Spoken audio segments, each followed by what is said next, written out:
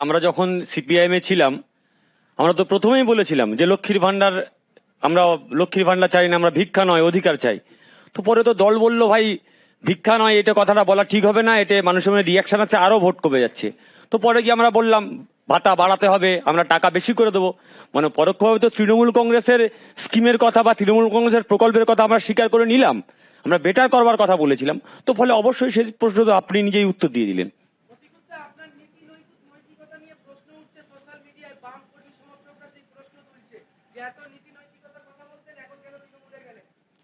আমার নীতি নৈতিকতা বিজেপিকে আটকাবো, ফ্যাসিস্ট শক্তিকে আটকাবো, সেই নীতি। এই যে বলছে না ডিল হয়েছে, ডিল হয়েছে, হ্যাঁ ডিল হয়েছে। বিজেপিকে পশ্চিমবঙ্গের মাটিতে আটকাবো, বিজেপিকে ঢুকতে দেবো না, এইটাই ডিল হয়েছে আমার। এবং যারা নীতি নৈতিকতা বলছে প্রতিকুর রহমানকে বলতে পারে, আরে আমরা তো যখন সিপিআইএম এ ছিলাম তৃণমূলকে বিজেমূল বিজেমূল বলে অনেক রটিয়েছি। তৃণমূল সেটা ভুল প্রমাণ করার জন্য অভিষেক ব্যানার্জি মমতা ব্যানার্জি সুপ্রিম কোর্টে গেলেন।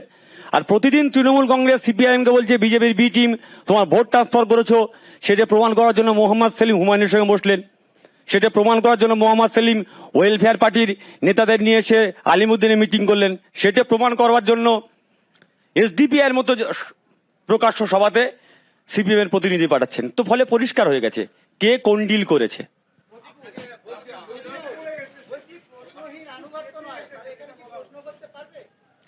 এই তো এখানে দাদার সামনেই তো প্রশ্ন করলাম, এখানে তো প্রশ্ন করলাম, এখানে তো কথা বললাম।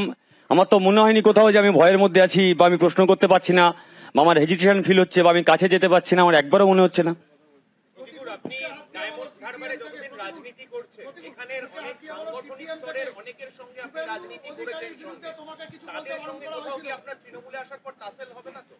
একদমই টাসেল হবে না।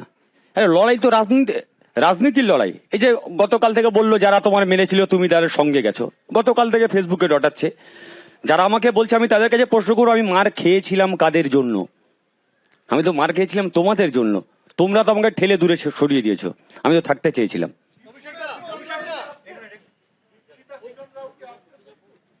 সেরকম সেরকম কোনো কথা আমার সঙ্গে হয়নি। সেটা তুমি ওকে জিজ্ঞেস করছো কেন? ওদেরকে জিজ্ঞেস করো। তবে এটুকু বলতে পারি, দলে দম বন্ধ করা পরিস্থিতির মধ্যে অনেকেই মুখ খোলা শুরু করেছে। হয়তো আমি রাজপ্রাসাদের বাইরে এসে জিজ্ঞেস করেছি রাজা একটু থামুন, ওই প্রসাদের মধ্যে ঘুমন্ত শিশু জেগে উঠেছে, প্রশ্ন করবে রাজা তোর কাপড় কোথায়।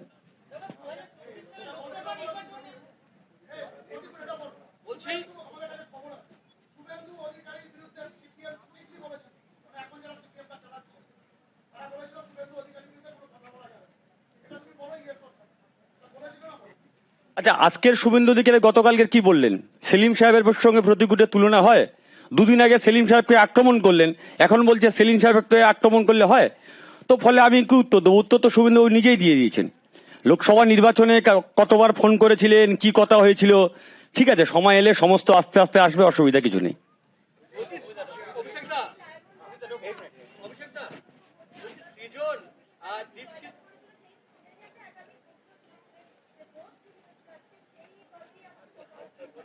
আচ্ছা, আমাকে 1 মাস আগে ভোটে দাঁড় করানো হয়েছে, সবাই জানে আমি হারবো। তো আমি হারবো, তো আমি কি বলতাম আমি হেরে গেছি? আমার সাংগঠনিক শক্তি নেই, আমি ডায়মন্ড হারবারে ক্যান্ডিডেট দিতে পারিনি, আমার কাছে বেস্ট অপশন ছিল এটাই বলা ভোট লুট হয়েছে না? আপনি নিজে ঘুরে দেখুন না কোনটা সাংগঠনিক শক্তি আছে আর কোনটা সাংগঠনিক শক্তি নেই। ডায়মন্ড হারবারে 2000 বুথ রয়েছে, আপনি 2000 সিপিএম বুথ এজেন্টের নাম জোগাড় করে আমাকে দিন। আপনাকে চ্যালেঞ্জ দিচ্ছি আমি। সিপিএম বুথে বসতে পারবে না, দায় তৃণমূলের। কংগ্রেস এজেন্ট দিতে পারবে না, দায় তৃণমূলের। আমাদের এজেন্টরা বসবে নাকি সিপিএম এর এজেন্ট হয়ে? আপনি জোগাড় করে দিন। তো লগবুক থাকে, তো স্ক্রুটিনির সময় থাকে, ভোটের পরের দিন সবাইকে যেতে হয়, ইলেকশন এজেন্ট থাকে। আপনি যান না, জোগাড় করে দিন আমাকে। আমি ডায়মন্ড হারবার ছেড়ে দিন, যে কোনো একটা লোকসভা বেছে নিন, 2000 এজেন্ট বার করে দিন, ওই মুর্শিদাবাদ মালদা ছাড়া।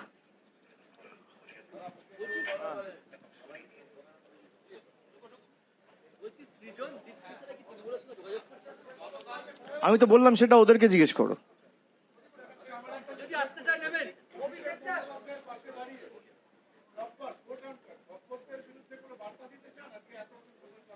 আমি কোনো ব্যক্তি আক্রমণ করতে চাই না। আমার দলের অভ্যন্তরে যারা দম বন্ধ করেছিল সেই দম বন্ধ অবস্থা থেকে আমি নিঃশ্বাস নিতে এসেছি। তো বলে আজকের থেকে আমার নতুন জার্নি শুরু হয়েছে, তো সেইখান থেকে যা লড়াই হবে রাজনৈতিক ভাবেই লড়াই হবে, ব্যক্তিগত আক্রমণ আমি করতে চাই না। গতকাল মোহাম্মদ সেলিম তিনি বলছিলেন যে সন্তান হারার মতন অবস্থা তার এখন হচ্ছে, কি বলবেন আপনার প্রতিক্রিয়া? পিতা যদি সন্তানকে নিজেই গলা টিপে হত্যা করে আর তারপর চিৎকার করে বলে সন্তান হারানোর যন্ত্রণার কিছু বলার নেই। আমার সোকল পিতা, আপনি ভালো থাকবেন। আমি অনেকবার করে বলেছিলাম পিতা আমার সঙ্গে কথা বলুন, বাবা কথা বলুন, বাবা কথা বলেননি, দরজাও খোলেননি। অভিষেকটা আপনারা এত শক্তিশালী সংগঠন পুরো রাজ্য জুড়ে রয়েছে, তারপরেও একটা শূন্য হয়ে যাওয়া দল থেকে কেন নেতা নিতে হলো আপনাদের? সব থেকে বেশি কষ্ট তো আপনার হচ্ছে দেখছি। আপনার গায়ে লাগছে? আপনি কি তৃণমূল করেন নাকি? কে অভিযোগ করছে? তো সোশ্যাল মিডিয়া উত্তর নিতে বলবেন। যেদিনকে সামনাসামনি এসে প্রশ্ন করবে সেদিনকে উত্তর চাইবেন। যদি কেউ আসতে চায় তৃণমূলে ভালো লোকেরা, আমি সুযোগ দেবো না? তরুণ প্রজন্মের কোনো প্রতিনিধি আসতে চাইলে আমি সুযোগ দেবো না তাদেরকে দলে ঢুকে মানুষের জন্য কাজ করার? এত গায়ে জ্বালা কেন? আর আপনাদের এত গায়ে লাগছে কেন দু চারজনের? সোশ্যাল মিডিয়ায় প্রশ্ন করছে, সোশ্যাল মিডিয়া না করে ঝান্ডাটা নিয়ে রাস্তায় নামুন। সোশ্যাল মিডিয়ায় থাকলে 4 থেকে 2% হবেন, আর রাস্তায় ঝান্ডাটা নিয়ে নামলে 4 থেকে 5 হওয়ার সম্ভাবনা রয়েছে। আপনারা নিজেও বলছেন সোশ্যাল মিডিয়ায় প্রশ্ন করছে, আরে প্রশ্নটা তো সামনে এসে করো। বলছি পরশুদিন বিষ্ণু প্রসাদ শর্মা তিনি তৃণমূলে যোগ দিলেন, আজকে অনন্ত মহারাজকে দেখা গেল মুখ্যমন্ত্রীর মঞ্চে। সেটা তো সরকারি অনুষ্ঠান, সরকারি অনুষ্ঠানে যেতেই পারে। প্রতিকূলতায় জয়েন করলেন, অন্য কেউ জয়েন করলেন। আজ শুধু প্রতিকূলতায় জয়েন করলেন, অন্য কেউ জয়েন করলেন। আজকে তো প্রতিকূল এসছে, আপনি বোধহয় আশা করছিলেন অন্য অনেকে আসবে। প্রতিকূলের সাথে কিছু তার সতীর্থ সহকর্মীরা এসছে। হ্যাঁ নিশ্চয়ই, তার সাথে যারা এসছিল তারাও এসছে। আমি প্রতিকূলের হাতে পতাকা তুলে দেবো। আচ্ছা, আপনারা সবাই চাটা খেয়েছেন? আবার কি?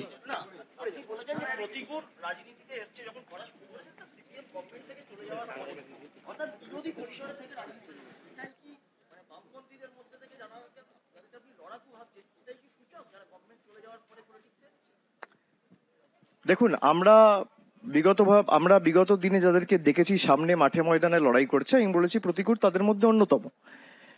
কিন্তু তাদের মধ্যেও ভালো খারাপ রয়েছে। তাদের দলের অভ্যন্তরীণ কি বিষয় আমি তো বলতে পারবো না। কিন্তু যদি কারোর মনে হয় যে এই দলে আমি 10 বছর 12 বছর কাটিয়েছি এবং আমার দাবি বা আমার কথাগুলোকে মান্যতা দেওয়া হচ্ছে না বা সাজেশনগুলো কনসিডার করা হচ্ছে না, তার যদি মনে হয় যে সিপিএম একটা ব্যক্তির দ্বারা তাদের স্বার্থ চরিতার্থ করার জন্য দলটাকে লাটে ওঠানো হচ্ছে, আমি তাদের কাছে আহ্বান জানাবো যে তারা সেই দল ছেড়ে সময় নষ্ট না করে মানুষের জন্য কাজ করে। এবং তৃণমূল বলে না, তাদের যদি মনে হয় অন্য দলে যাওয়ার, তারা যেতে পারে, সেই সুযোগও তাদের কাছে আছে। আমি যেহেতু একটা দলে রয়েছি এবং আমি দলের সাধারণ সম্পাদক, আমি এই দলের সাংসদ, আমার এটা অধিকার যে আমার দলে আমি চাইবো তারা আসুক এবং মানুষের জন্য কাজ করার সুযোগ পাক। কিন্তু যে কজন মাঠে ময়দানে লড়াই করেছে বা চাওয়া পাওয়ার রাজনীতি যারা করেনি, যাদের রাজনীতি থেকে পাওয়ার কিছু নেই, যাদের কোনো স্বার্থ নেই, যারা স্বার্থ সিদ্ধির জন্য রাজনীতিতে আসেনি, তাদের মধ্যে আমি মনে করি প্রতিকূল অন্যতম। এবং আমি খুব খুশি হয়েছি ও আজকে এসছে, তাই আমি ওকে ধন্যবাদ জানাই। আমাদের ভিডিও ভালো লাগলে লাইক এবং শেয়ার করুন। কমেন্ট সেকশনে গিয়ে জানান আপনাদের মতামত। আরও ভিডিও পেতে আমাদের চ্যানেল সাবস্ক্রাইব করুন এবং প্রতি মুহূর্তে খবরের আপডেট পেতে প্রেস করুন বেল আইকন।